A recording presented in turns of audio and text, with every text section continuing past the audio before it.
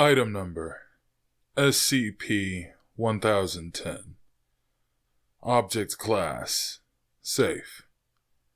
Special Containment Procedures.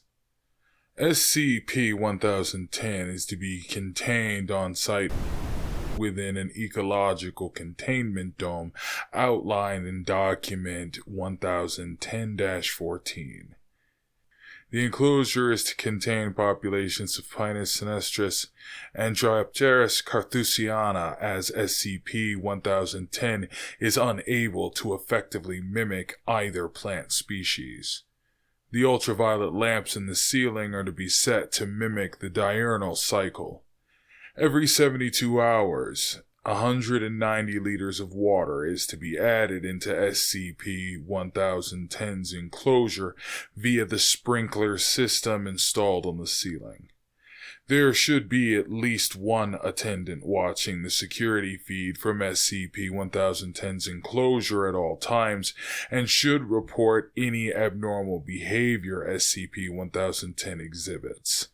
During the seasons of winter and spring, the 18th of December to the 18th of March, no personnel other than Class D are allowed to enter SCP-1010's enclosure. Description: SCP-1010 is a humanoid of short stature that has leaves covering its body with only its face, palms, and soles of its feet uncovered. The leaves grow directly from SCP-1010. They are capable of rapidly changing species in order to camouflage itself from humans and animals. The rate of change from one species of leaf to another takes an average of 10 seconds. How this is achieved is unknown. SCP-1010's face is that of a regular Caucasian male in his 80s or 90s with a large beard that is made of an unknown species of moss. The skin of SCP-1010 is similar in appearance to the bark of Quercus robur, but has been shown to be very flexible and extremely durable. SCP-1010 may use its leaves as a defensive mechanism. The species of leaves used range from stinging nettles to Scottish thistles, as well as several unidentified plant species. It is to be noted that the irritant chemicals that are produced from the stinging nettles on SCP-1010 are much more potent than the natural equivalent. SCP-1010 has shown intelligence equal to that of a common chimpanzee, and so far has not shown any sign of communication other than apparently unintelligible shouting and grunting. SCP-1010 synthesizes glucose through an abnormally fast rate of photosynthesis. The water required is absorbed through the hands and feet of SCP-1010, which have a physiological structure similar to a root system. SCP-1010 has a weight of approximately 25 kilograms and a height of 153 centimeters. SCP-1010 has displayed strength greater than that which would be assumed from its size. For 6 hours after sunrise, SCP-1010 will remain in a fixed position before carrying out its daily tasks. If SCP-1010 witnesses someone purposefully damaging any plant life, it will immediately attack that person with the intention of killing them. If SCP-1010 is successful in killing them, it will proceed to cover their body in a sap-like substance of unknown composition that is secreted from the mouth of SCP-1010. The body will then be used as fertilizer. The behavior of SCP-1010 changes depending on the season. It is unknown how SCP-1010 is aware of what season it is despite containment. The Season of Spring. Recorded Behavior. SCP-1010 will work on the seeding of nearby plants. SCP-1010 will also take on an anomalous property of advancing growth in non-plant species within a certain radius, estimated to be around 100 meters. The affected properties include height, hair length, nail length, etc. Another effect caused by SCP-1010 during spring is that any human who comes within approximately 10 meters of SCP-1010 becomes impregnated with a fertilized ovum after a short period of time. The exact amount of time is not known, but is believed to be less than 3 minutes. This effect is not limited to only females. The rate of impregnation in males is recorded as being 5%.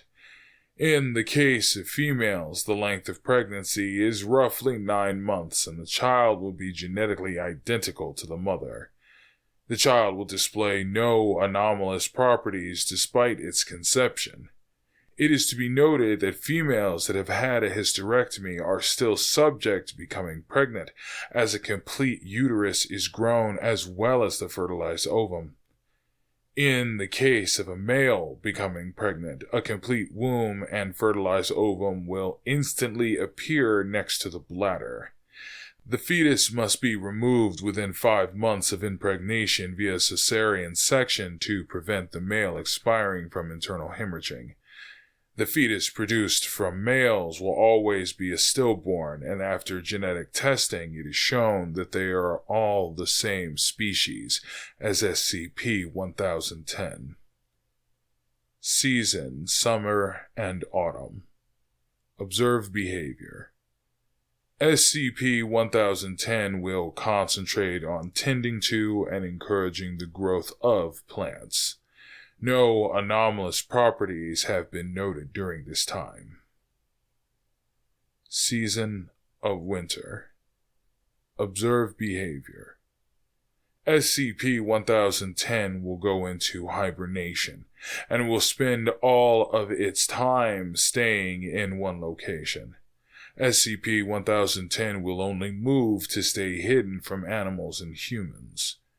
During winter, any human that has come within roughly 100 meters of SCP-1010 has reported a general weakness, citing a lack of energy.